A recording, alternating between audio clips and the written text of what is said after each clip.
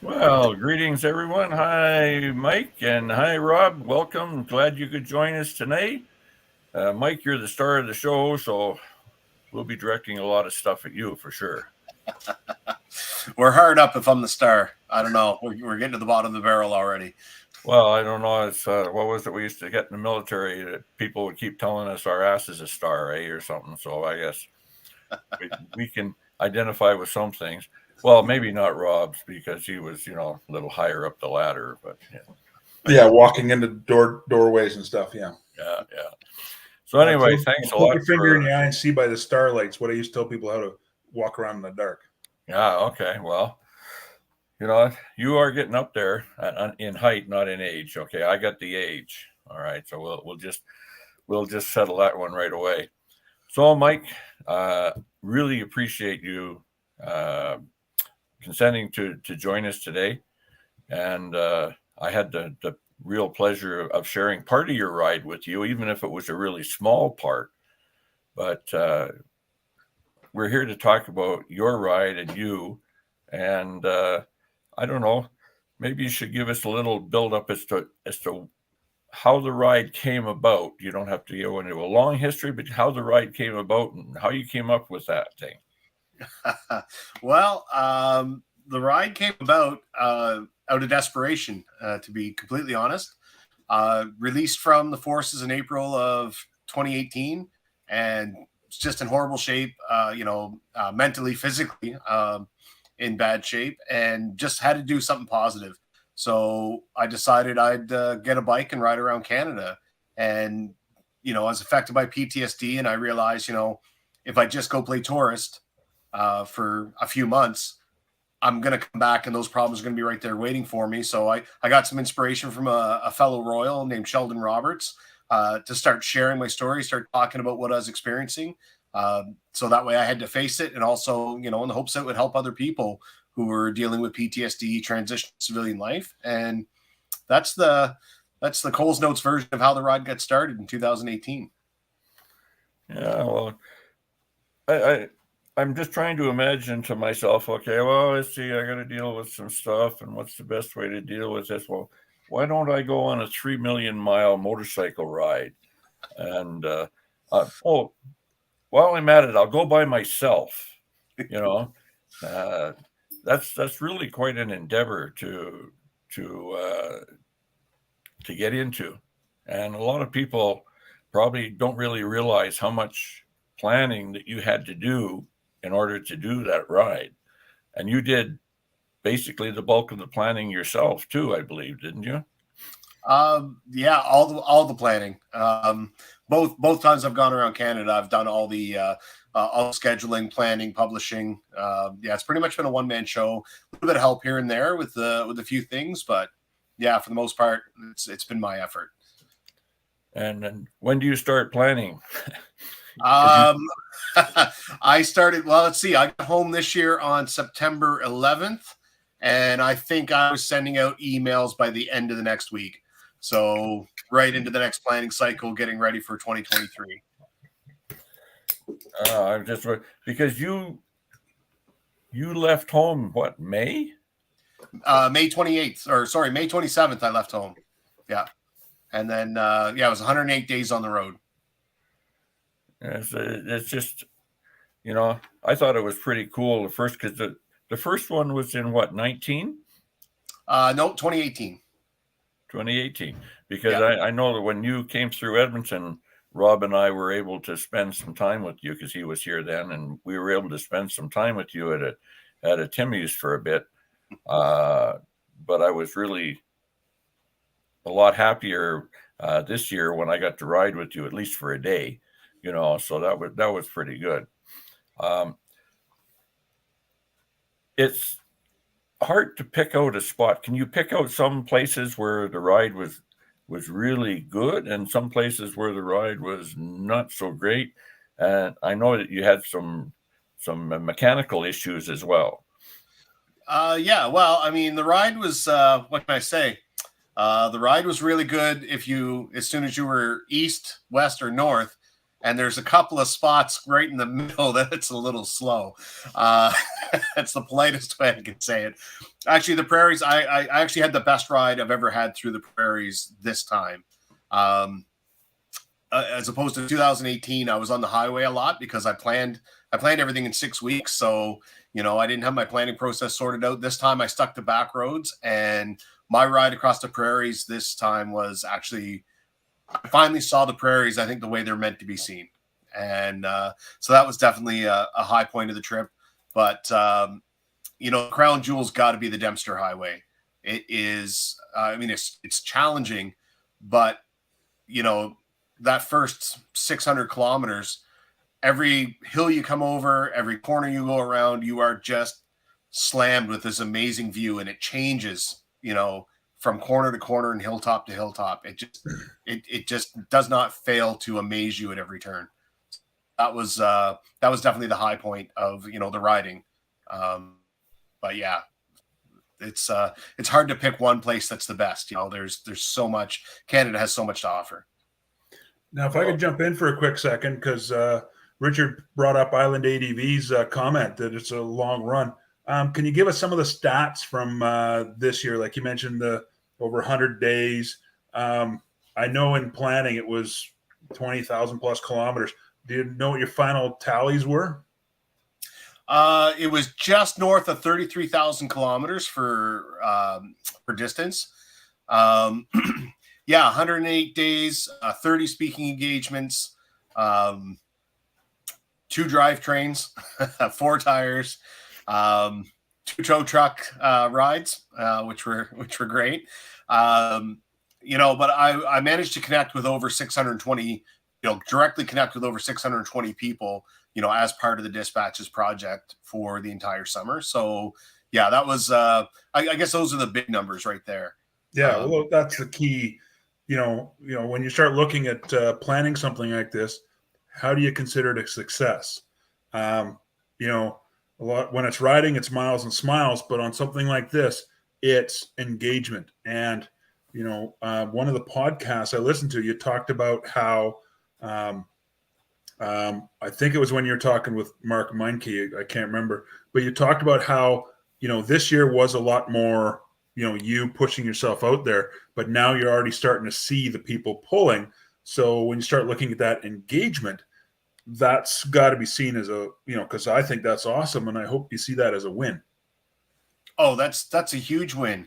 And I don't think this is a secret, but I just the Shiloh MFRC just invited me to come speak to their health symposium in January. So, right off the bat, they were engaged and wanted to get me out there. Yeah, there's been a few other places that have contacted me about connecting with the groups either online or, making the trip to where they are. So yeah, it's kind of gone from a push to a pull. I'm starting to get drawn out to get engaged with people. And that is a massive success. I did this in 2018. I was making it up as I went, and it's been 2 or 3 iterations to really get down to that format of setting up the speaking engagements, how my outreach is organized, and things like that. Trying a few different formats and playing with them. So, and then with the break with COVID, I really treated this year like it was my first year doing it, and it's my first year building that reputation and really making those connections and relationships. So. Massive success this year. everybody was out traveling for COVID. I tried to bird dog Scott Casey. Went to Merritt to visit him. He's on vacation. Go to see my buddy Mark Campbell in Edmonton. He's on vacation. So that was one of those things that kept happening all year. But so it was a bit frustrating. But it's great to know that people are getting out there, getting busy, and the casual connections that I had all across the country in the most remote places were amazing. It was incredible the people I ran into who are out traveling. Yeah. Well, and that's the funny part is you came out here and I was in BC. And I want to address the side chat for a minute because Eddie from Kelowna, he's on here as Windy Therapy. He made a comment about that he was one of the first non-military people on the side chat. And I want to express to Eddie how my friend Ian, who you met here, he's actually non-military, but his brother served, and I rode with his brother. I knew his brother well, but we lost him due to cancer in 2019. And as a civilian, Ian got so much out of it as education that what really he embraced about it, going from just learning about it and trying to understand his brother better. And so I just wanted to say to Eddie, to me, that's not about military or civilian or first responder. It's about people. So that's what I think is a big part of your event is it helps bring people together. And when Ian told me his story about seeing you speak and riding with you, he was just so impressed. And it speaks volumes to me of the value Dispatches provides in general. Well, yeah, and it was, I definitely remember spending that time with Ian, getting the chance. He came out and he got up at probably 5 a.m. in the morning to come out and ride with me first thing in the morning because my timings were really early this year because of the documentary crew, and we got to have that time to talk. And when he shared with me about his brother. And we got a chance. He got a chance to share with me, his takeaways from the night before when he heard me speak in Halifax. And it's very humbling, when you hear the impact that it has. And it's actually you bring that up, and it's actually this happened in Calgary as well.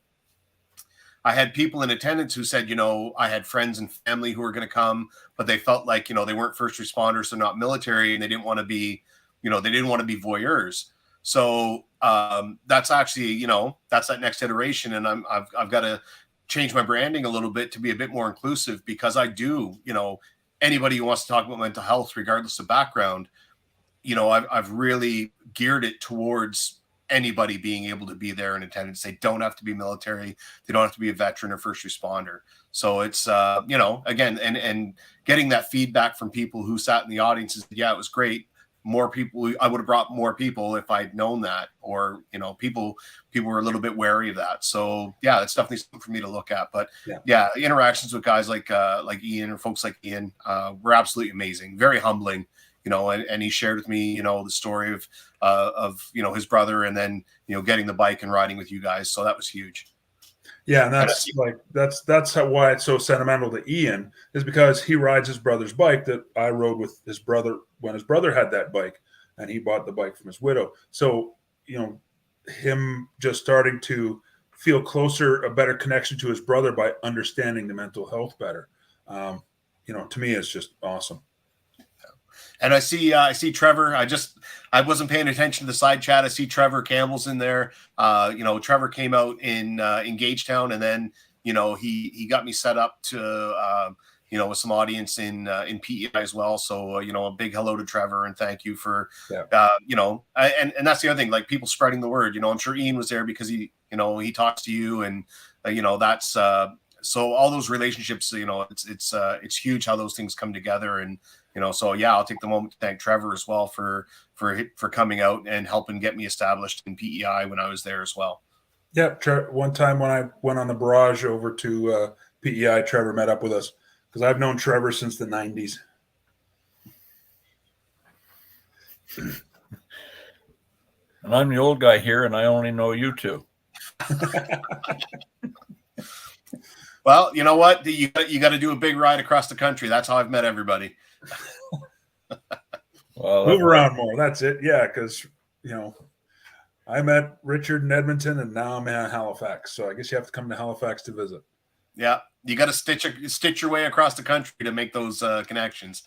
Well, I'm not sure how that's going to happen, but I do know that I worked very hard this year to make sure that I could ride with you for a day anyway, and then my wife and I rode with the barrage when they came through for a day as well.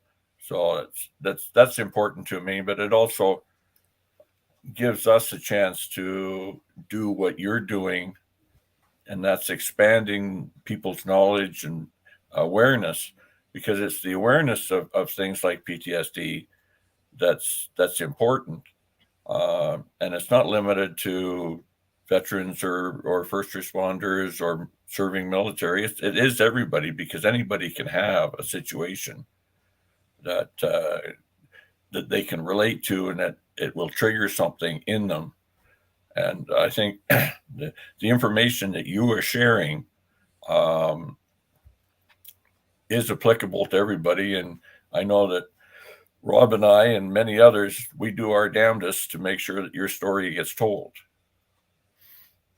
No, and I appreciate that. I know, like I said, I know that connection with Trevor was through you, Rob, and we got and the connection up, with the Northwest Territories with trying to remember the name now, Gary Keats, those guys up in Yellowknife and everything. So yeah, no, and that's it. That part of that,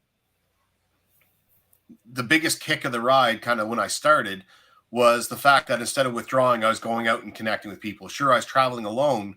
I was connecting with people everywhere I went, and that connection, struggling with mental health, anything else, everything you do to connect with somebody else is kind of what keeps the demons at bay. So, the motorcycle ride and motorcycling in general is the perfect way to start making those connections. I've met more people through doing that, since I left the forces than any other vector. It's absolutely been amazing. So, it's find an activity, find things people are doing, get out there, get connected with people. And yeah, it's been a huge difference for me. So yeah, I can't say enough about it. I'm absolutely true. And one of the things that made me smile and made me a little happy was you had a break in Yellowknife. And I think that was marvelous that you were able to arrange that that time with your wife. Oh, and Whitehorse, yeah. And Whitehorse, yeah, sorry. Yeah, that's okay. I always get those two mixed up too. Yeah. We actually got, we had 4 days, 3 nights together in Whitehorse, and we weren't expecting to see each other until I got home in September. So that was a huge, huge bump. And, I'll publicly thank Patrice Barrio. He was the director for the Messenger documentary. He's the one who made that happen for us. So, he was, he saw the opportunity and asked, hey, can we get Mimi to come out and just visit with you? So yeah, it was that was Patrice's doing. So a huge, huge thank you to him for that. And I think it was a good decision on your part to leave Tuktoyaktuk to the next visit. Yeah, that was that was a moment. Because Tuck, I've had my eye on that since 2019, and 3 years of planning. And to get within, I think 180 or 187 kilometers of it, and then turn around and go back. Yeah, it's there were a few moments of struggle there, of inner turmoil, but no, I think it was definitely the right decision, and it was a huge watershed moment for me, simply because in years past, everything was always about the mission. It was always about the objectives. If I set this goal and said I'm going to do this, it means I'm going to do it. And the idea that if I don't do it, I'm not living up to my word, or I'm letting it beat me. And I really had to look at it and say, you know what? No, I can prioritize things different now. I don't have to be constantly proving myself to be a Superman. I can do something that is for me and for my family, and still meet my mission objectives. So it was a huge shift in thinking for me, and it really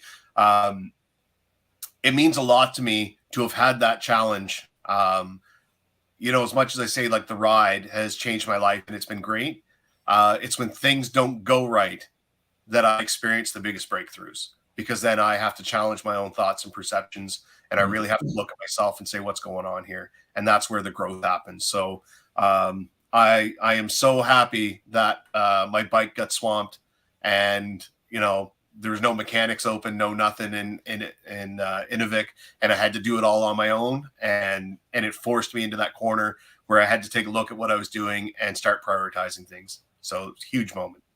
Yeah, well, and in a bizarre way, I have a bit of a shared information with you on that. In my military, because I haven't been to Tuck either, but in my military career, I requested and was posted to Inuvik twice, and then both times it was canceled for service reasons. And so I never got to Inuvik. I never got to Tuck, and that's one of the stations for our trade. But they did manage to send me to Alert 4 times. Okay, so I guess they made up for it. Yeah. Well, it's funny. You know what? The forces never sent me to the Arctic ever. So for whatever reason, whenever 2RCR was doing SOB ops, I wasn't around, wasn't involved. So this summer would have been my first time ever crossing the Arctic Circle. So yeah, again, huge. That in and of itself to me was a huge moment. So the fact that Tuck is now safe for another year. Well, I guess it just means, I get to save a milestone for another trip. Same with Alaska. Have to go back now. I got to go back. Same with Alaska. Service Canada didn't have a passport. It took them 18 weeks and missed that opportunity to go to Alaska. So, damn it, I've got to ride back out there.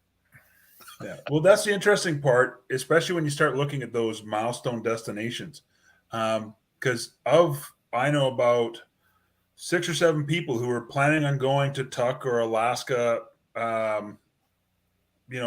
those kind of things this year. And I think only 2 of them actually made it. One guy got completely sidetracked by going to Alaska instead of Tuck and ran out of time. And then had to literally try to haul ass down through BC to get to Vancouver Island in time for something else. It's just time got away from him. And he's like, whoops. And you talk about things going wrong and how things come together. I was when I was messaging with Scott Gullion on his birthday, I messaged that I heard about his fame and fortune of spending the time with you on the side of the road, and him discovering his trailer was broken while he was there. Yeah, it wasn't ever. Yeah, and so it just comes down to the a story I was telling people recently is like, no good tale that comes out of a trip ever starts with, well, nothing happened. Yeah, absolutely. No, and definitely, it. Life is full of all those things. Now, I got to be lucky. I had 2 mechanical mishaps the entire trip. One was a tire in northern Quebec, and to literally have this flat tire, and I waited. I was 100 and I don't know, say 150 kilometers north of Manic-Sank in the middle of northern Quebec. There was nothing there. And I literally waited 0 minutes for a tow truck because I pulled off to the side of the road. I tried to change the tire. I failed because I was trying to rush and pinch the tube. And literally the moment I said, okay, now I've got to call for help, the tow truck came over the hill. And next thing you know, I'm loaded on a flatbed and I'm on my way. So, so I definitely burned up some luck there. But how does that happen? In the middle of nowhere. So it's an empty flatbed just happens to be going exactly the same direction I am at the same time. So no, it's definitely lots of interesting mishaps. Patrice lost a drone in outside of Faro in this absolutely gorgeous lake. I don't know if he's ready to talk and laugh about it yet. But definitely that was one of those events that. One of those huge mishaps that's where the stories come from. And, talking to Mike Dargy on Rebel, and he said, it's always the worst kind of the worst goes, those are the ones you remember. Those are the short stories that stick with you. So, yeah. And time in uniform, same thing. It's always it's always the gut checks and the bag drives that we remember. Yeah. Looking at the side chat there, Angel Face was asking if there will be more, if you would be putting more videos up from your trip on your YouTube channel. She spends a lot of time on YouTube. Yeah. Well, I hate to disappoint her, but no, I didn't take any video. I actually didn't even bring a camera with me for the first half, for the first loop out east until I got back to Owen Sound. Then I picked up my GoPro in Owen Sound. It was there waiting for me, and I just used it to shoot video for Patrice and Goche for the documentary team. Basically, at the end of the day, I'd hand them the camera and they'd download the video.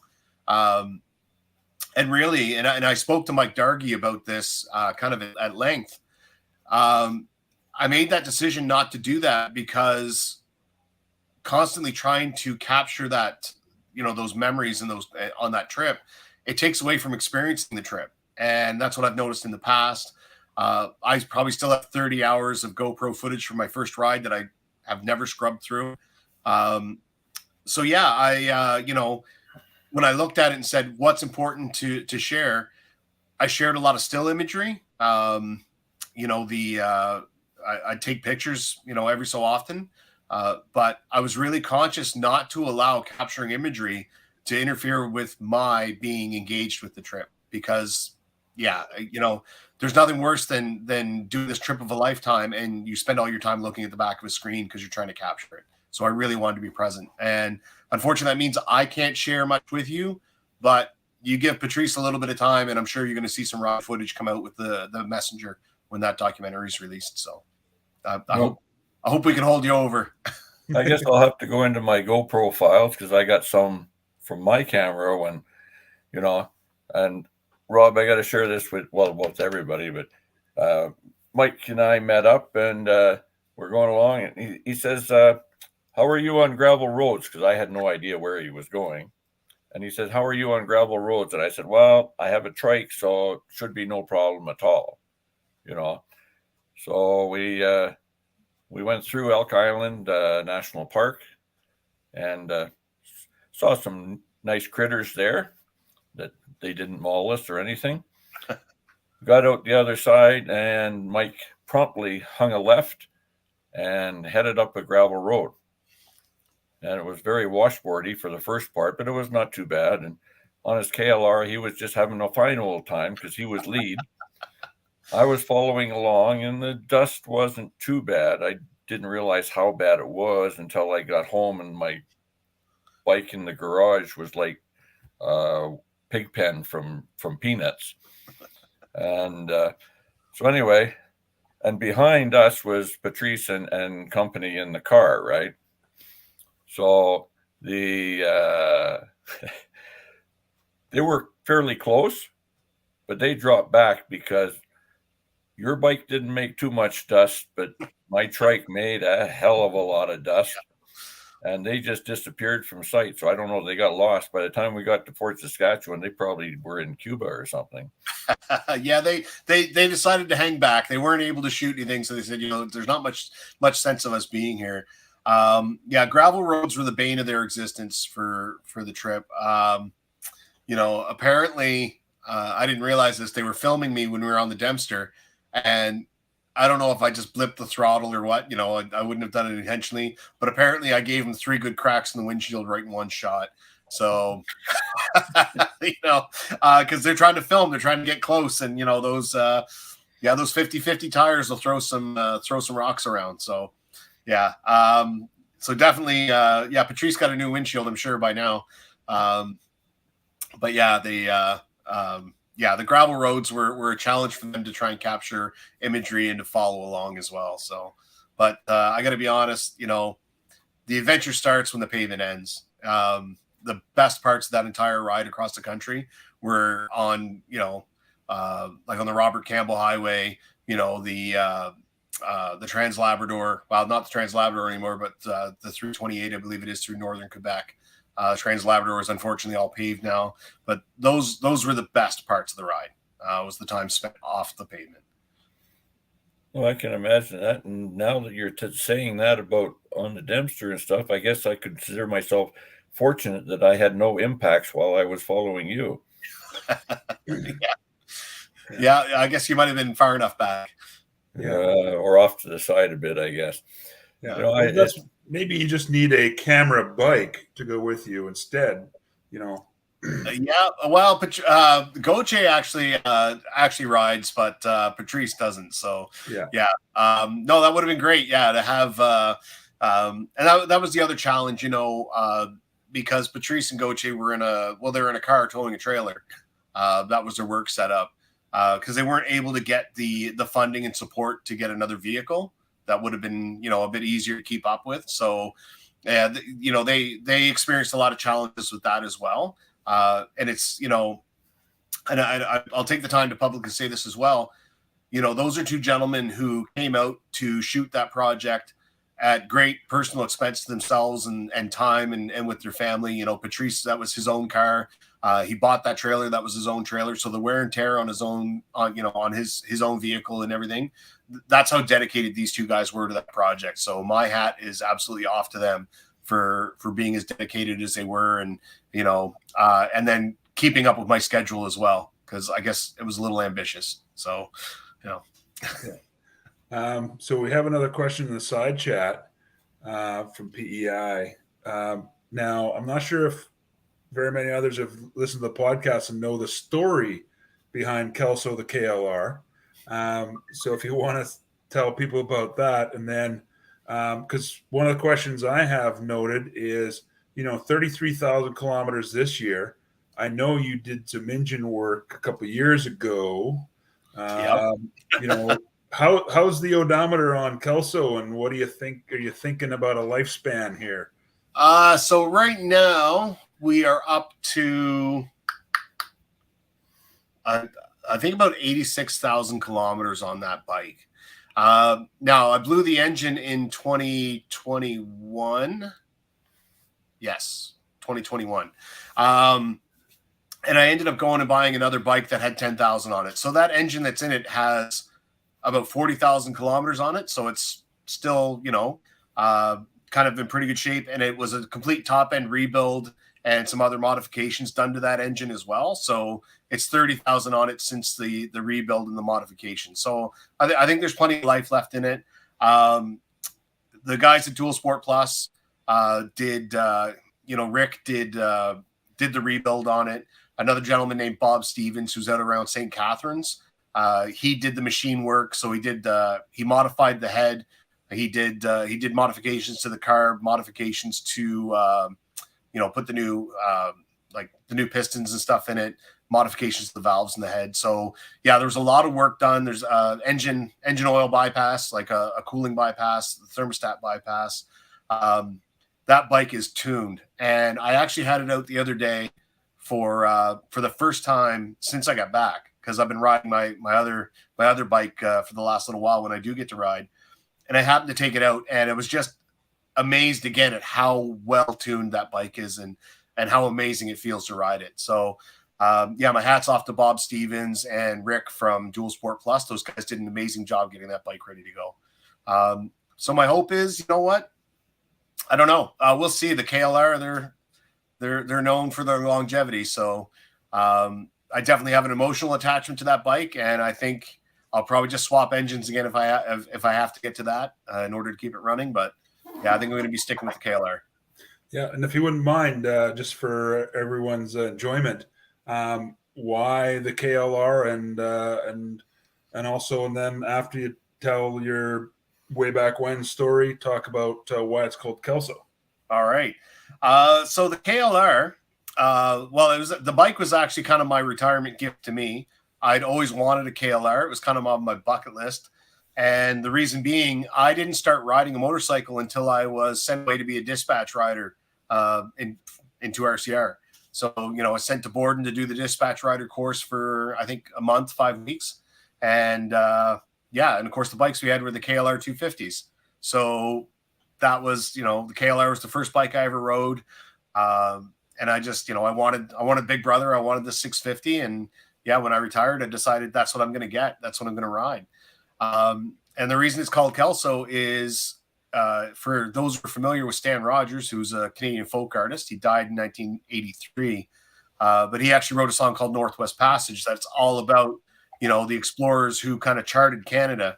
And, there's one line in there where he says, "In the footsteps of brave Kelso, where a sea of flowers began." And he's actually talking about Henry Kelsey, who was the first man to chart the overland journey from Hudson Bay to the prairies. And when he got to the prairies, he encountered this sea of flowers, and that's what he wrote about. So Stan Rogers in, I want to say 1981, wrote Northwest Passage. And of course, there's no Google. So he mistakenly called Kelsey Kelso, and that's the name that remained in the recorded version. So when I rode through Saskatchewan, my first time in the prairies, I came to these fields of saffron that really went kind of in every direction. And I happened to be listening to Northwest Passage and heard that phrase, and the name Kelso just stuck with me. And I decided, you know what? The bike's name is Kelso. That's kind of how it came to be. I always love when there's a story like that. Yeah, you know me, I'm not big on symbolism or anything. So yeah, it's yeah. So no, it was, but it's funny, somebody asked me, I've got a Yamaha Bolt, and they said, well, what's that bike's name? And it's like, I don't know, because it hasn't presented its name to me yet. And if it never has one, it'll never have one. No big deal. But to answer the question, if you had to pick a bike other than a KLR. Oh, see, now why is he asking that? Because he's not going to give up his KLR, is he? Are you looking at a new one? Maybe he's just testing your loyalty to the brand. Testing my loyalty to the brand. Well, you know what? Fox Harley Davidson was set to set me up with a Pan American, which certainly, if they had been able to make that happen, I would have taken the Pan American. I would have tried that out. I had spoken to Yamaha about the Tenere 700 when it was coming out, and they basically had said, you know what, we'd give you one, except they're all sold, and we've got all these production issues because of COVID, so we don't even have one to give. So, yeah, you know what, I would be open to exploring other bikes, but I'm not looking to replace it. I guess is that a used car salesman answer? I don't know. No, that's actually pretty good, because it's interesting because Trevor mentioned in the side chat that he rides a V-Strom now, and Front Tire Adventures, John, retired 2 Commando, I think it is. Yeah. He was going to go to Tuck, but he's the one who got sidetracked in Alaska having a good time on his V-Strom. But because he did Dempster last year, and but the interesting part is that when you have Craig at Moto Travels, he went up he bought his Pan America, went from Vancouver to Tuck, but he had so many problems with it that he got to Red Deer and sold it, got rid of it. Oh, really? Yeah, he it went into limp mode on him a couple times, like in between Tuck and Inuvik, and we have no choice. You can't just sit and, the nearest dealer's a long way, and so it stranded him a couple times like that, going into limp mode when he was in the middle of nowhere. So he just sit in and. And I have another friend out here, Cal. He has his, and it's a fairly new bike, and he's had some pretty hefty tow bills. And so I've talked to a few people, and they don't really like the idea of doing a solo trip that long on it till the bugs get worked out. Yeah. That's just a reality. Well, and I did tell Will at Fox Harley Davidson this, because Fox Harley's been a huge supporter. They put on, they host our fundraising rides, 2 of them every year, and they're just absolutely incredible. They're incredible folks to just spend time with and to work with. But I did tell them, I said the problem I had with the KLR, it got swamped. But it took me 2 days to get it. I basically tore that bike apart. Yeah. And it was sitting in a junkyard. I tore it apart and I, troubleshot it and got it running again. But yeah, if that had been, if it had been the Yamaha, if it had been, an Africa Twin, if it had been another bike other than, the caveman technology that is the KLR, I probably would have been stuck either trailering it or really waiting on parts or waiting for somebody to be able to help me with it, because I probably would have been out of my depth to deal with whatever was going on with it. So yeah, it's and not slagging on any of those bikes, but it's just the fact that, in terms of self-sufficiency, having that carbureted KLR, it meant when things went sideways, I was able to sort it out myself. Simplicity is key. Yeah, a little bit of time, a little bit of cursing and swearing, but we got to. And a lot of gentle nudges. Trevor and I have spent many hours together on a Sea King helicopter, so we know how you got to just nudge things a certain way. Oh yeah, you're always chewing gum just so you can stick things back together, right? Yeah. Well, for Island ADV, when I'm watching Andy's videos, Motos, Cades, and Coffee, I ran into him in Maine when he was on his way up to visit you, and I made the joke on his first videos of that trip. It's he was going Harley dealer to Harley dealer troubleshooting, and then he'd leave a dealer and make it as far as the next dealer before he had to go in and go, something's wrong. So yeah, it's a brand new platform, and that was definitely, that was one of those things that I had expressed. I said, yeah, it's a new platform. Like, what's the maintenance intervals like? I'm not familiar with it. That's and I think, and that's not just unique to the Harley Davidson. Any bike that I grabbed at this point for a trip that big, I know that KLR, and there's confidence that comes with, I know damn near every nut and bolt on that bike.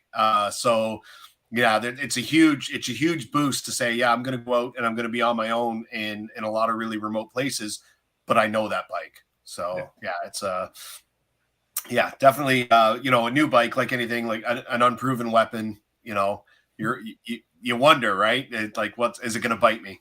So.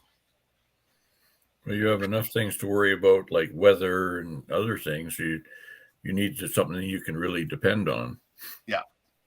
Yeah. You know what? And I invested probably a good $3,500 in riding gear this year. And I am so glad I did. Finally Gore-Tex everything. I'm a little self-conscious being in the climb gear on a KLR, because, I should have milk crates and garbage bags.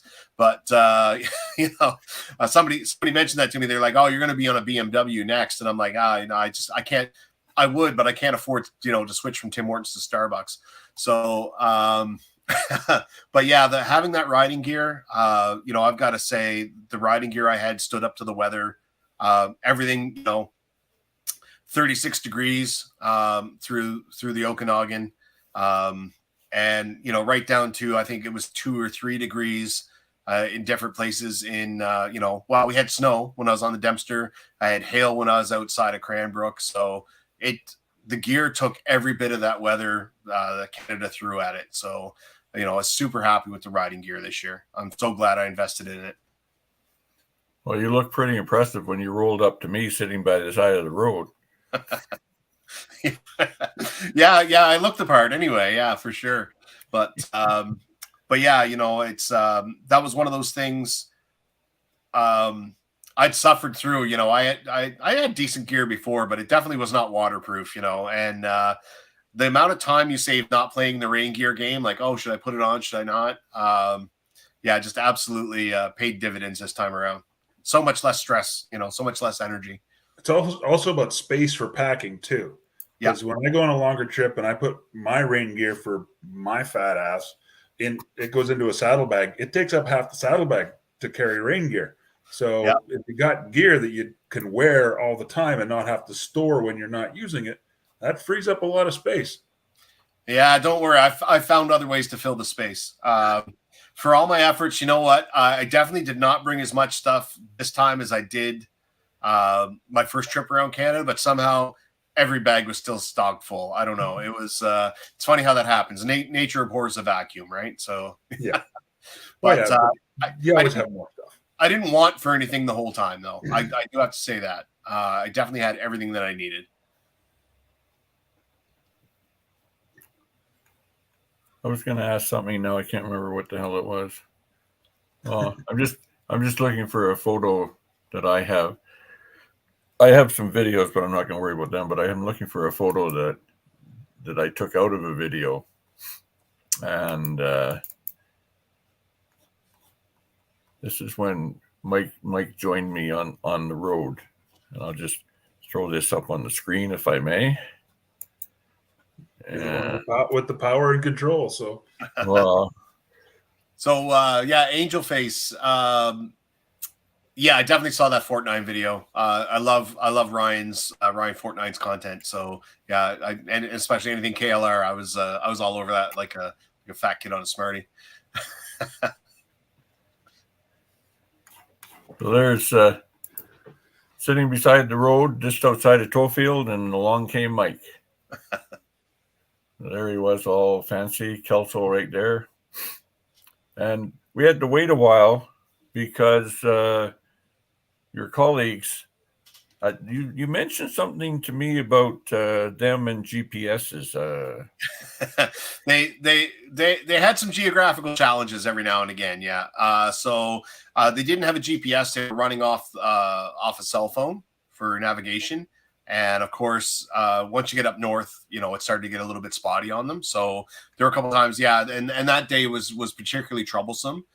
So they weren't getting lost and going too far afield, but there were a couple turns that they blew by and had to do a quick UE. And of course, with the trailer, it gets complicated. So yeah, they had a few got geographically embarrassed a time or two that day we were out.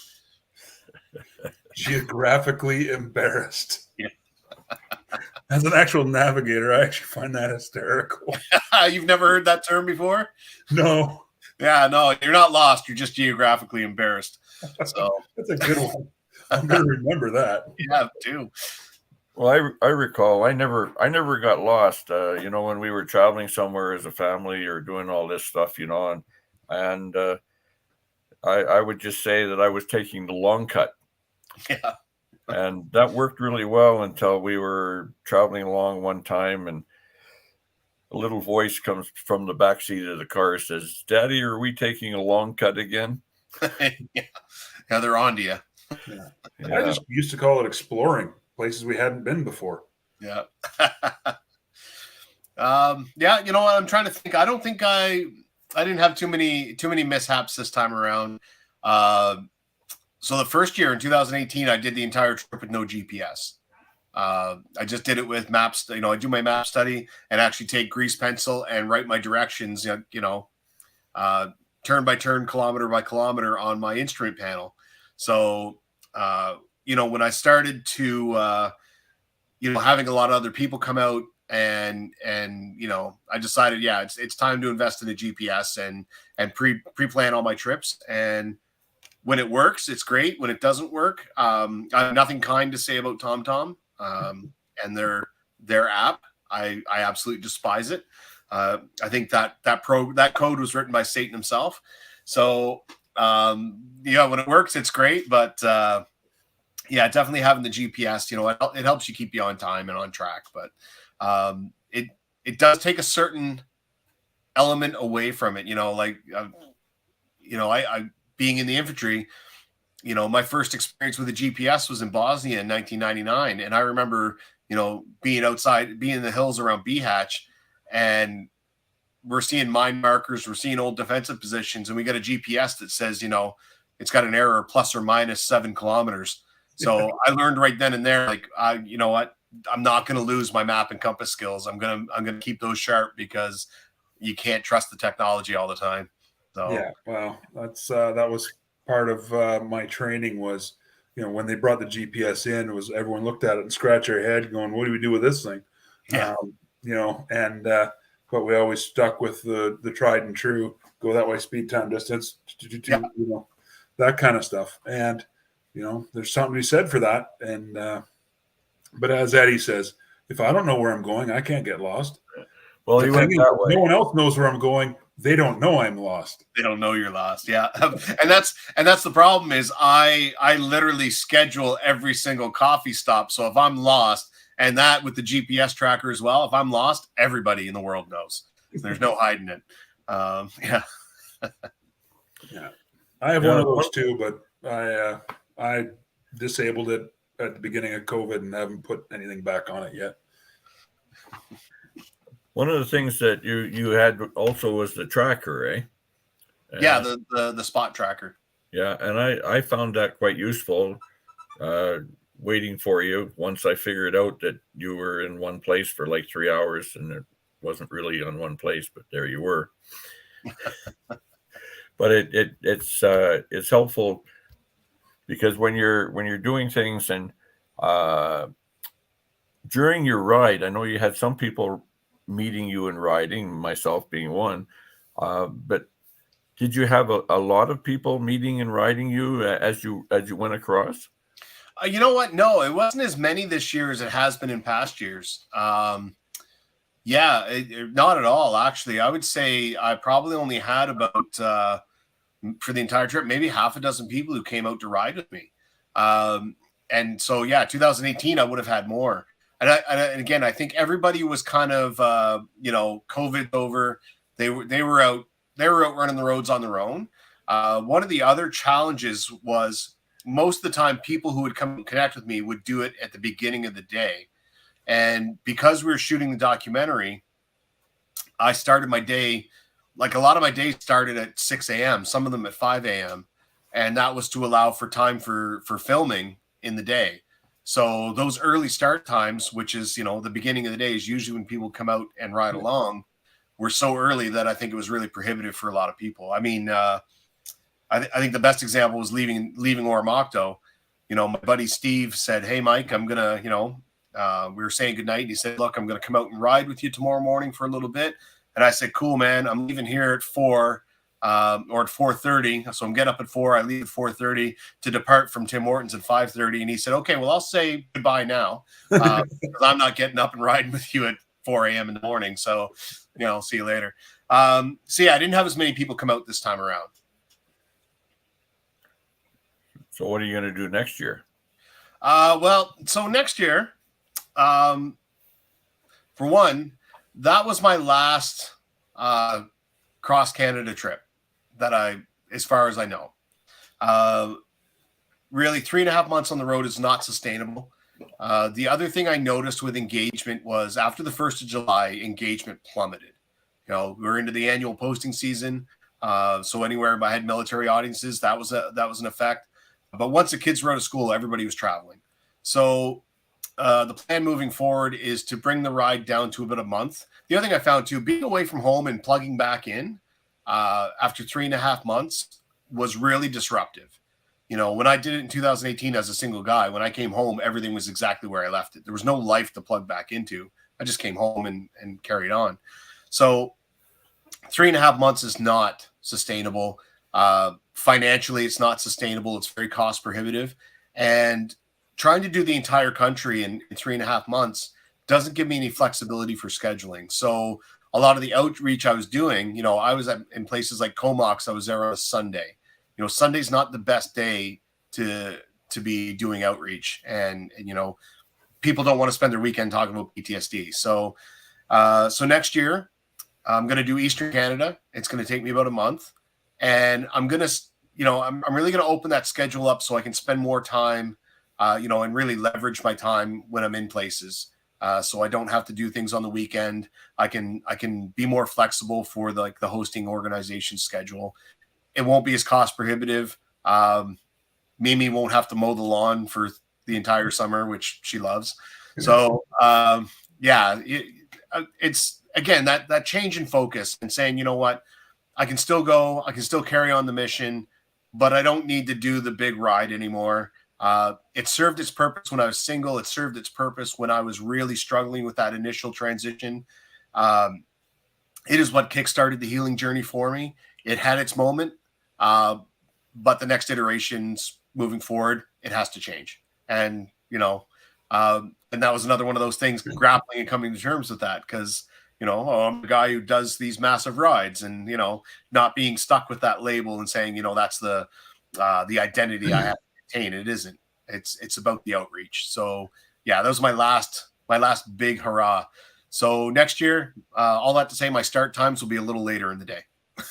Well, in effect, what you're doing now is you've determined your purpose and your way forward, and now you're refining it. Yeah. Yep, absolutely. And I mean, honestly, even that first ride in 2018 wasn't about the ride. It was about me facing my own demons, and it was about me going out and connecting with people.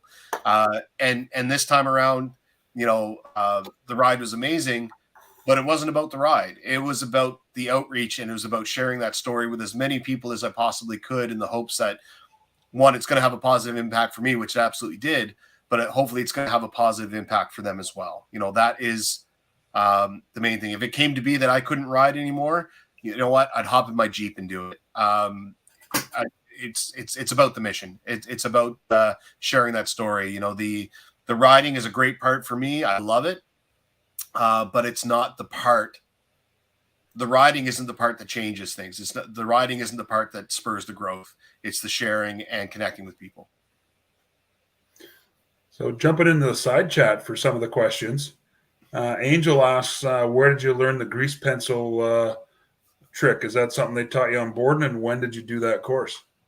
So I did that course in 2002. And a year later, the bikes were gone out of the forces. The dispatch rider program was over. So I wasn't a dispatch rider for very long at all, never operationally. As far as writing in grease pencil on the cluster, I'm sure I'm not the first person to do it, but it's not something that was actually necessarily taught to me, I guess, in that regard. I do know, being a LAV crew commander, the TACNAV, the GPS in the LAV, they never stayed calibrated. They were always gone. So you're always traveling by dead reckoning. Okay, we're going to travel this, between reading your map and, like you said, speed and time, right? So, just that dead reckoning. And you know what? I'll be honest, I wasn't using the instrument panel for much else. It's a good place to write with grease pencil. So. Yeah, and when I first started on the Sea King, we actually drew our map in pencil and then would put little hash marks on a little basically acetate sheet.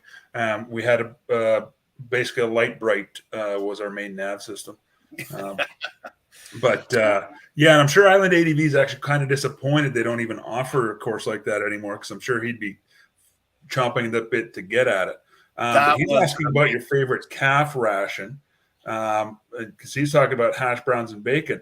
Of course, you transitioned to Air Force, so like me, didn't have to suffer on rations very much once you did that. And so I'm like, they have hash browns and bacon now. Oh, that's cool, because I think the last time I had rations was when we went on adventure training in like 2004, maybe 99, somewhere in that range. So. My favorite Canadian Armed Forces ration would have been the smoked salmon. I don't even know if that's still a thing. And here's the thing, though. When I had it, the first time I ever had it was in Africa. So, of course, we're on deployment in Ethiopia. And when you're on deployment, you don't get the 10-year-old rations. You get the brand new ones. So brand new rations, smoked salmon. When they were brand new, that smoked salmon, it was almost as good as fresh salmon. It was amazing. And of course, we're in Africa, the sun. Nobody wants to eat these things. So I had all that I wanted. Like, I would straight up drink the juice out of these things. I love them. And other than that, I was on hard rations for 3 months in Africa straight. So lots of smoked salmon. But, like ration etiquette, you don't fish, you don't shop for rations. You reach into the box and you grab one, and that's it. That's proper ration etiquette. And I truly believe in that. But something a lot of people don't know, or may not know, is that every single box of rations, breakfast, lunch, and supper, is packed exactly the same. So once you learn which way to open the box, facing upward, you can actually pick your ration just based on its position in the box. And everybody always said, how do you get beans and wieners every goddamn time? And I'm like, I'm just lucky, I guess. No, I knew exactly where that was the second I opened that box, because at the end of 3.5 months, the smoked salmon fillet and beans and wieners and sometimes meatloaf were the only 3 rations I could even stomach anymore. So there. Geez, I don't know if I can listen to you guys. I retired in 90. Okay. So you guys weren't even born yet, I don't think. And the rations we had when out on exercise, we had a great choice. It was RP4s. And that's it. So funny story about rations, though, in Ethiopia in 2001. I was in Sanafi. I was doing sentry duty, and sentry duty was down off the plateau. And so I grabbed my breakfast ration, which happened to be ham, steak, and raisin sauce, which was delicious. And I walked down to the where I'm doing sentry for the day, and I sit down, and this Ethiopian dog comes sniffing around, and this animal was not overfed, which is to say it was basically a stack of ribs with a tail. And, I'm not going to eat this ham, steak, and raisin sauce. No way. So I'm like, okay, you know what, buddy? Have one on me. This is probably going to be the best meal of your life. I rip the ration open. I take that puck of ham covered in raisin sauce, toss it over to this dog. This dog that's probably never had one full meal in its life walks over, sniffs it, walks away. Did not identify that as food. 3 days later, I was back on sentry. That puck of ham had been baking in the Ethiopian sun for 3 days. Nothing touched it. Not a thing. I was always concerned when you get the little mini loaf of bread that had been like shrink wrapped and had a 4-year shelf life. Same thing in Afghanistan, where they're offering you the box of milk that has a shelf life of a month and 40-degree heat. Yeah. No, not suspect at all. Yeah, exactly. Yeah. But you didn't pack any of those on your ride. No, I definitely didn't. I packed some, backpacker pantry or,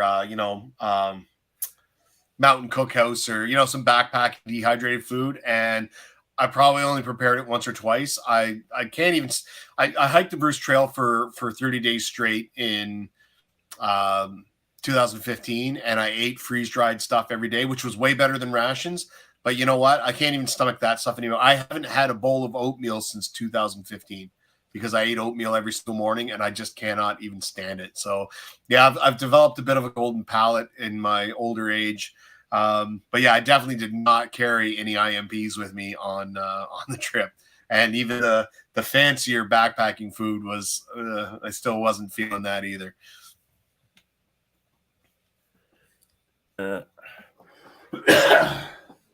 Angel wants to know about my RP4s, and I'm just going to tell her they weren't fancy back in the day.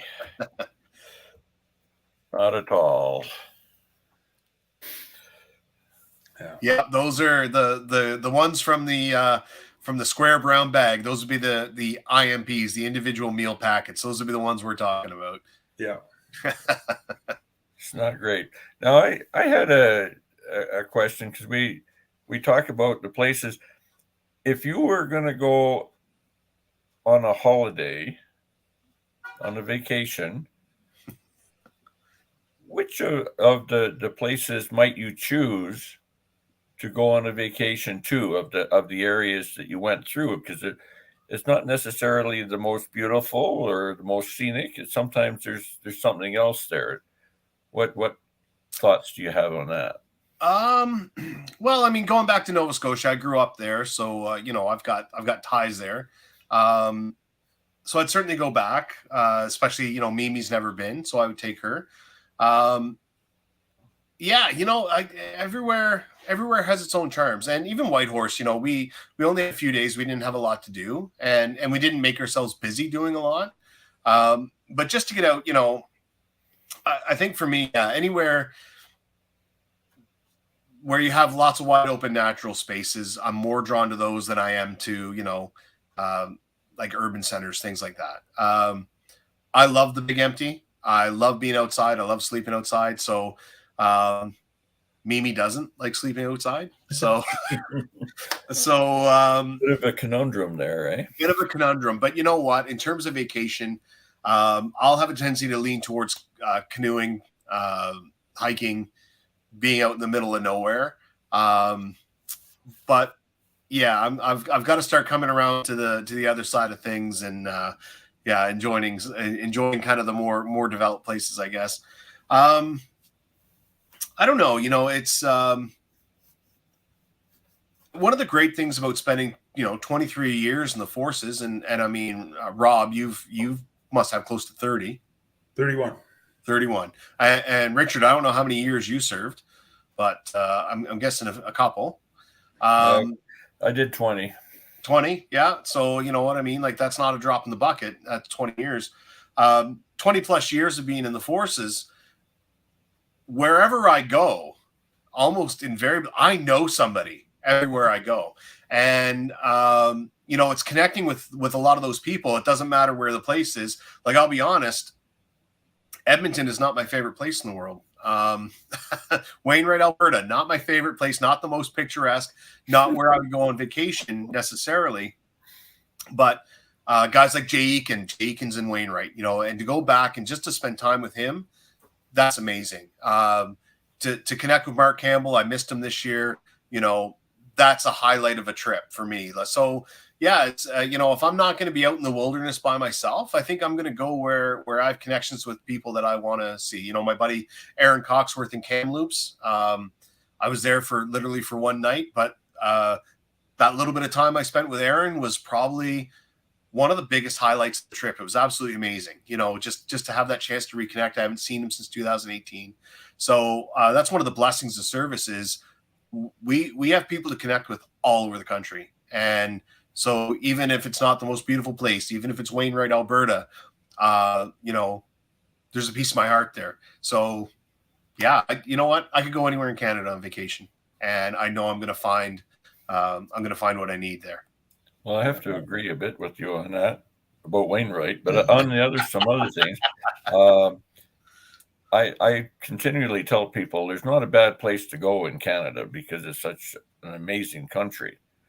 But I have to say that as a country boy, I thoroughly enjoyed the being outside part of my tours in Alert. The North is just it's hard to describe, and when you went up to Dempster, and not during the bad times necessarily, the bad part, but during the good part, it's amazing. The only drawback, of course, in Yellowknife, and Rob can attest to this, is every day at 4:00 they close the airport so the mosquitoes can land. Yeah. But other than that, the aspect of the country is just beautiful. But anywhere you go, and I totally agree with you. I live in the city. Edmonton's okay. It's got a nice mall that I don't go to, but send me up into the mountains or down to down to Drumheller or something like that, and that's much better. Yeah. And definitely the North. It has its charms. I mean, I remember we pulled into Fort McPherson to the campground there. It was midnight, like 10 p.m. or so. The sun's still up, and you feel you've got all this energy because it's, you're like a 6-year-old kid. It's not time to go to bed. The sun's still up. But literally it was midnight when we got to Fort McPherson. We got our tents up, clock strikes midnight and there's a rainbow. Like, and it's just wild. Like it's kind of very disjointing. Like it kind of puts you out. Like you lose that sense of time when you're there. And, spending 3 or 4 weeks up there and then heading back south again. And especially, taking a direct path south, you feel that change really quickly after being up there for so long. Like you really notice how it gets dark early. But that trip up north and the Dempster too. On the ride up, the Dempster was dry. It was beautiful. So on the way up, I got to experience the scenery. And on the way back, it was the worst condition the Dempster had been in apparently a couple of years, according to a couple of residents from Tuck who had been traveling along the road. So I was very lucky. On the way up, I got to experience the scenery because I could have my head and eyes up. And on the way back, I got to experience the road because it took all of my focus.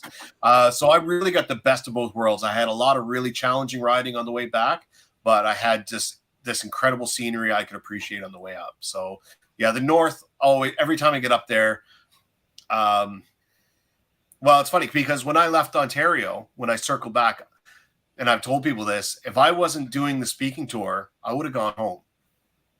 I wanted to come home. I wanted to be with Mimi. And if it had just been me going for a ride, I probably would have turned around and came home. And I felt that way until I hit the Rockies. And once I hit the Rockies, and then especially when I started going up north, I was engaged with the trip again. I was invested in it again. I couldn't wait for every day of riding. And then when I came down off of the Rockies, when I left Calgary, that feeling of I need to be home kind of struck me again. And again, not to dump on the prairies too much, but it's in terms of riding, it's not the most exciting place in the world. Well, you were heading in the right direction anyway, so that's good. Yeah. But yeah. So speaking of your biggest fan, Mimi, and your biggest sponsor, so to speak, you mentioned Bombshell Stella's, who's been a fundraiser and advocate for you and your rides, the Bomb the Bruce and Blue Mountain Bomber, I think it is. Yep. What other sort of, like you've talked about Fox Harley Davidson, what other sponsors we want to make sure we mention them all, because that's important stuff. People that support you, we want to make sure people know who they can support. Absolutely. The Royal Canadian Regiment Association in 2021 gave me a nice big bump in sponsorship. They didn't come on in 2022, but the sponsorship that they gave me in 2021 really was the springboard for this year's ride. So they were a huge part in making that happen. Canna Connect. So for those who don't know, Canna Connect is a clinic that helps get veterans access to medicinal cannabis. And, they came on to sponsor. They hosted in Halifax. They hosted in Victoria. So they, in their wellness lounges, they hosted as well. And I love what they do. They create these spaces for veterans. You can basically drop in and have a coffee. They do, guitar lessons and family programming, everything. They're really engaged with the community. It's, and I was really, really happy to have them on as a sponsor. Through Canna Connect, I then got connected to Aurora Cannabis, who's a licensed medicinal cannabis producer. They sponsored the ride as well, as did Spectrum Therapeutics, which is you might know them as Tweed for some folks out in Smiths Falls. So they all came on board. The operational stress injury section, special section of the Legion, they sponsored part of the ride as well. A fellow by the name of Darren Reed that I served with, he got me connected to the OSI section, and they said, we love what you're doing, we want to support you in that. I'm drawing a blank here now. I gotta look at my shirt here. Fanshawe College, they bumped me up with a little bit of a sponsorship there as well. I already mentioned. Wow, drawing a blank. Already mentioned Dual Sport Plus. They got the bike ready for me to go. They hooked me up with all my gear, and they did logistics support for me while I was on the road, specifically tires. Getting tires post-COVID has been a big challenge.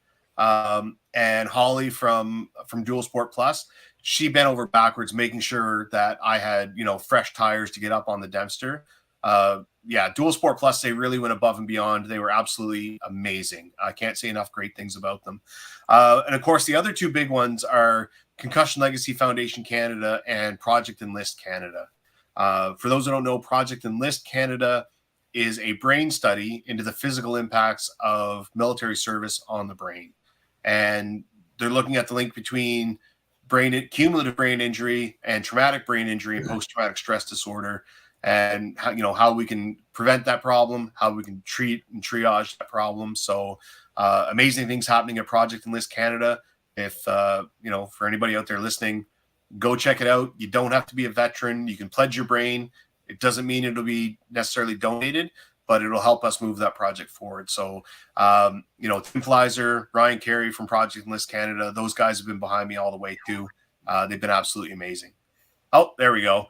And yeah, so I know I did get everybody. Okay. And Bombshell Stella's, for those who don't know, the owner of Bombshell Stella's Heather Morris, and she worked in health and safety. She was married to a Canadian Armed Forces member, and she just kind of approached me and said, look, I'm doing a fundraiser for my opening day. Do you want to be the beneficiary of that? And we just started working together on these fundraising rides. Blue Mountain Bomber, Bomb the Bruce. They both happen out of Owen Sound. And what we do is we take whatever money we make from that, and basically half of it goes to dispatches to help fund what I do. The other half actually stays right in Owen Sound.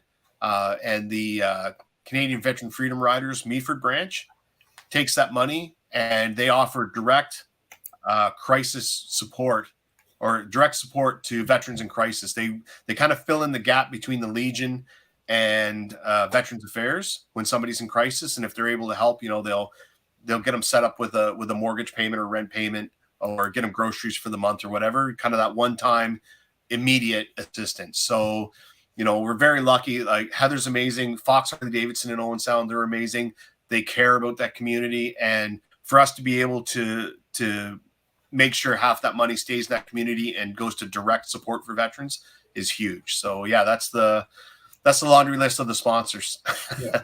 Well, and that does speak very well to what we talked about at the beginning, where and this is where I'm going to blow sunshine your way, is you've done a great thing that is now getting attention. So now you have people who want to help, as you say, the push versus pull.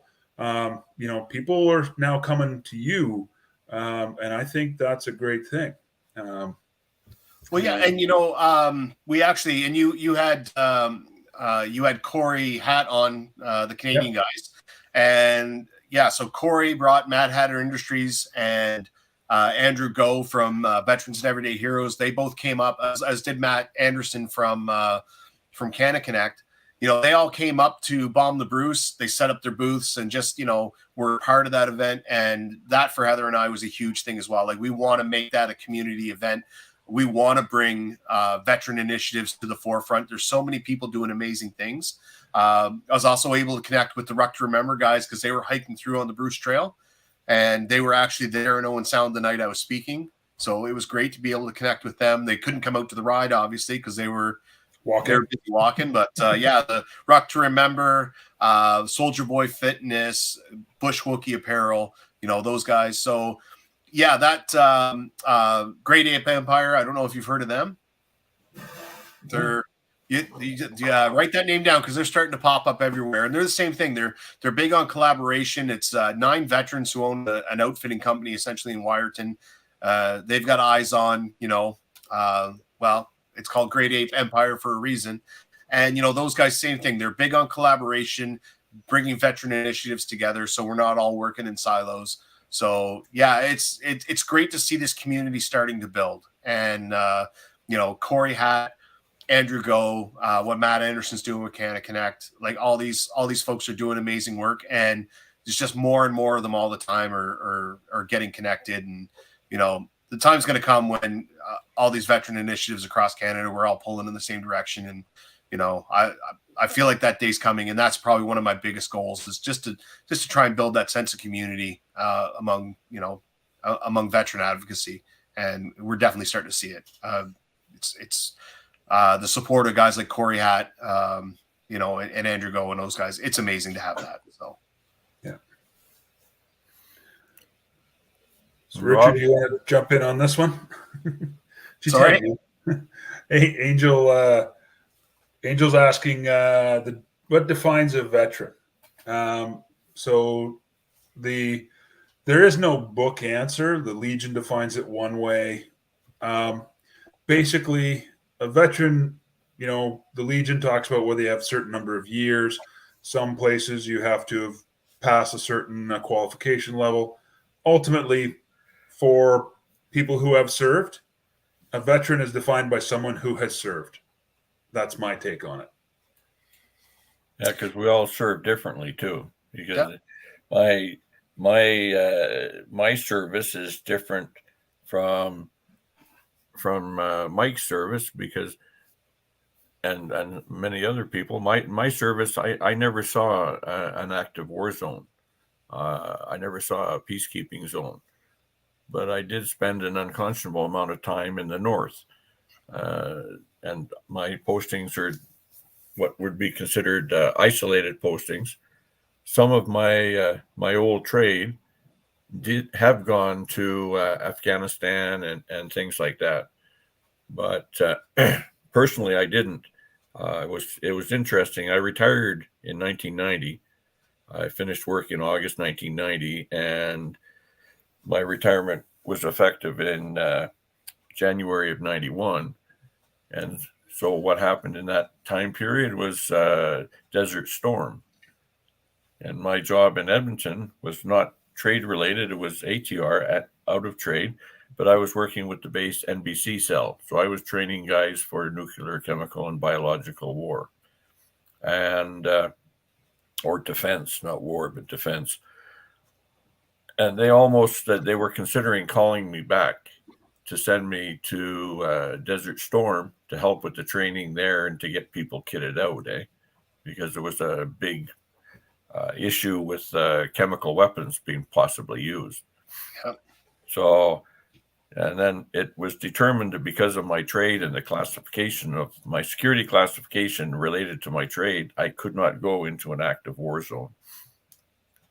So I wasn't called back. I enjoyed my retirement. Yeah, that was also due to your Cold War duties, because even though a lot of people may not consider it, the Cold War was basically a battle, just in a different way. Yeah. And it's funny. One of the people who came out to ride with me, one of the first people to come out to ride with me, was in New Brunswick, and it was I keep calling him a kid. He's got gray in his beard, but I keep calling him a kid because I put him through battle school. And he got to week 14 of 16 weeks of battle school. He became injured, and that ended his career. But he's struggling. He was struggling with a few other things, and he was really struggling with that idea of, am I a veteran? And he was trying to go out and get connected with people and having that feeling like, do I really belong here? Should I be going into the Legion and saying I'm a veteran? Should I be connecting with this group as a veteran? And I kind of had to tell him, like, look, man, according to the Legion and according to, Veterans Affairs Canada, you are a veteran. You completed basic training. By the end of it, he definitely served at least 3 years by the time he released. And I also told him, you know what? I was your Section 2 IC, and this guy, Aaron Coxworth, was your section commander, and you did 14 weeks with us. Dude, you earned the title of veteran. You suffered, eh? We were not the nicest people in the world. We're getting people ready to go to Afghanistan. We were mission focused. But I said, as long as you were on your basic infantry qualification, or DP1 infantry, as long as you're not going out there saying you were badged Royal or you were badged Patricia, just be honest about your service. Don't embellish your service, but be proud of your service. And I've had that happen with a couple of people that were involved in training, and they were struggling with, do I go get a veteran plate? And it's like, well, you fit the criteria. And as long as you're honest about your service, but be proud of it. You volunteered, you showed up, you gave it everything you had. And regardless of the outcome, you did your part. You did, you showed up. So, that's, if anybody else, and I've run into this with Cold War veterans who feel that because they didn't serve in what was regarded as a war or an active conflict, that, oh, am I really a veteran? It's like, well, you kind of lived under the threat of thermonuclear war for, your 20 years, wondering when that might happen. So there's a bit of stress there. You've done peacekeeping tours. I had one gentleman, and this was an incredibly humbling experience. And this was Newfoundland. This gentleman was 81 years old, and he shared a story of something that happened in the Congo in 1961. So, 60 years ago. Yeah. He relayed this event, and it wasn't, it wasn't being shot at. It wasn't combat action, but something that affected him deeply and still affects him. And he shared this story, and he'd only ever spoken about this once in 60 years. He'd only ever spoken about it once. But even then, sharing it 60 years later, he said he's vividly recalling this event. And he said, well, I don't know if it's PTSD. I wasn't shot at. And it's like, no, you're recalling it that vividly, and it's having this effect on you. That is PTSD. So, just because you didn't serve in a war zone doesn't mean you're not affected by PTSD or operational stress injury. Just because you maybe didn't finish your trade training doesn't mean that you're not a veteran. You did serve, you showed up. So that's one thing I think in the veteran community, we have to be wary of some of the gatekeeping that goes on, because we're excluding a lot of people who, regardless of their circumstance, they showed up to do the job. And and they are deserving of that level of respect. They're deserving of the same supports that we have, and that gatekeeping kind of it's holding a lot of people away from healing and moving on. So that's something that I'll get down off my soapbox in a second, but it's definitely, I ran into that a few times on the tour this year, and it really stuck with me, the fact that people they feel like they're in between. They don't fit in with Canadian society, but they don't feel like they necessarily fit that, that veteran community. And it's like, no, you do. You got to, come on out and join us. Yeah. Very good question, Angel. That brought up some really good discussion. That was a great question. And Mike, I was one of those guys, because I served all my time in Canada. Yeah, I was in the north and doing stuff, but actually, friend Rob had a hand in that, because Rob and I met through a common friend who's also named Rob, and really big beard. At that time, in order to differentiate, especially for my wife, I had to say bearded Rob and non-bearded Rob. But now they're both bearded, so it's more difficult. Yeah. But anyway, Rob introduced me to the veterans group that I'm with now, and that made a big difference, because I had alert tours, northern tours, and those type of things. I served in communications, but some things affect us, and one of them was I was in Edmonton. I was still in the military. I was in Edmonton when that Herc crashed in Alert. And that, to me, was very, very close to home. And I didn't talk about it for a long time. And now I try to talk about it more. But I had friends who died on that plane. I had friends who didn't die on that plane. And I flew in that specific plane on Alert tours. That Herc going to Alert, I flew in that Herc. I knew the territory. I knew exactly where it went down. No, I wasn't with it, but I knew a lot of things about it. And it's there's things like that really have a bearing. And like you say, you don't have to be in an active situation. There's other things that can cause a lot of issues for you over the years. Well, service takes its toll. We step outside of Canadian society, and we subject ourselves to a lot of mental and physical strain in order to be a part of what we do. And I think we're so programmed to, suck it up and tough it out, that we start to minimize ourselves, the experiences we have. We don't appreciate just how much it takes out of you, how much it takes out of your family. So yeah, anybody who served, regardless of era, anybody who served regardless of deployments or service theater, it is 100%. We're all part of the same community. And that division, unfortunately, that division kind of started with World War I and II vets, and it's been one of those things that's hamstrung the Legion moving, because that division was built into the fabric of, it's kind of, it exists within their culture now, and it's one of the problems with getting veterans out and getting engaged with the Legion.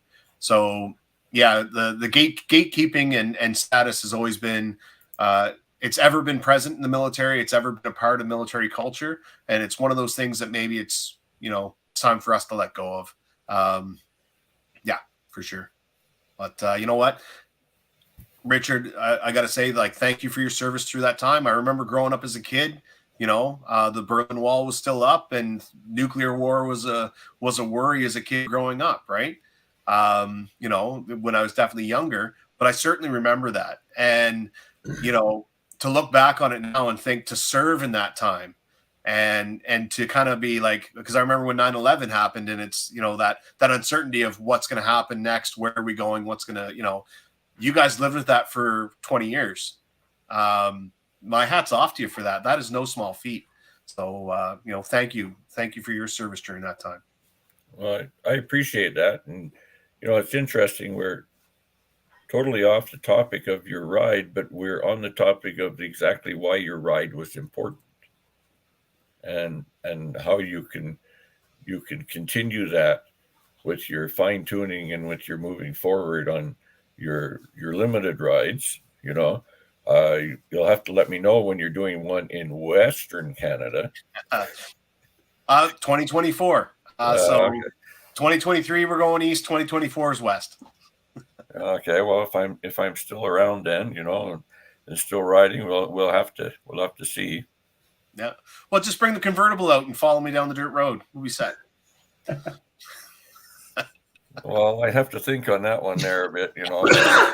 Only you and Rob know the story of the convertible, so it's just but no, it's really good, and hopefully we'll be down around your neck of the woods and down in Rob's neck of the woods. So we got a lot of memories in both of those places. As much as some people don't like me to say it, I'm originally from Ontario, so down in the Sarnia area. Yeah, well, I'm not far in Tillsonburg, so. So anyway, I think it's getting late for some of you guys in the east. Yeah, I see. PEI Island Adventures is already bounced out. Yeah, no, that's good, and I'm really happy that we had some really solid people here joining us, and Angel and Wendy, and it's really good to have. This is my first go. I'm the host. Rob is the co-host, and the distinguished guest is Mike. So it's the first effort at doing a live stream, and I wanted to thank Angel for the support that she's been giving me about doing the live stream when I first posted that we were going to do it. So that's pretty good too. And Mike, I want to thank you a lot. It was really an honor to ride with you, and I hope to do that again. But the work that you're doing is excellent. And my co-host guy there, Rob, he's Rob, look behind you. He has no idea how much more he's going to be doing, but he's developing a new career since he's retired. So this ties in with that. So hopefully, helping the old fart will help him, develop his prowess and social media. Teaching old dogs new tricks is that what you're saying? Yeah, well, I should. And see, we've been busy doing stuff, and then I didn't do stuff that I'm supposed to do because I was supposed to learn that where the hell's my mouse. And what was it? This one here. Yeah. For those that don't know and are looking for, where'd it go? Under banners. Yeah, I'm looking for banners. I went past it. There, I'll get it for you. No, I got it. There it is. Yeah. So we got to promote Mike's Dispatches Adventures Ride website, because I know that he's going to be keeping that up and doing stuff on there and going along with that. And then, I want to promote my website so that people can go and find on there and find out more stuff about what I'm doing. My We Internet Empire. There's the Old Dogs New Tricks newsletter that you can subscribe to. Mike did this evening, so that's excellent. Before long, I'll have 10 people subscribe to it. I don't know. I'm probably more than that. But Double digits, baby. Get them double digits. Yeah. We're moving along. It's going pretty well. And to give you an idea of what Rob does for me, this is the banner that I did yesterday. Okay, because Rob is teaching me stuff, So I really very much appreciate Rob teaching me stuff. So I guess you did great tonight, Richard. You make a great host. Yeah, I'm not the hostess with the mostest, but I guess I'm the host with the most. Well, I'm the biggest guy here. Well, Rob is taller, but he's in better shape. Well, you know what, Richard, I think it went really well, and I got to say it's an honor to have been your first guest. I really appreciate that. Yeah. Well, yeah, it's good, and like I say, I thank everybody for their support and for coming out. We can probably chat for a couple of minutes after I end the broadcast, but I just wanted to make sure that we thanked everybody. I hope I didn't miss anybody. So who did I miss? Anybody, Rob? No, I think we're good. Everyone in the side chat understands we appreciate their attendance. Statistically, we've had good number all night. So for your first live stream, I think this went great. Okay. Because Angel's going to do something about it, and she's going to, I don't know what she's going to do. All part of the fun. Anyway, have a good night, everyone. Yeah.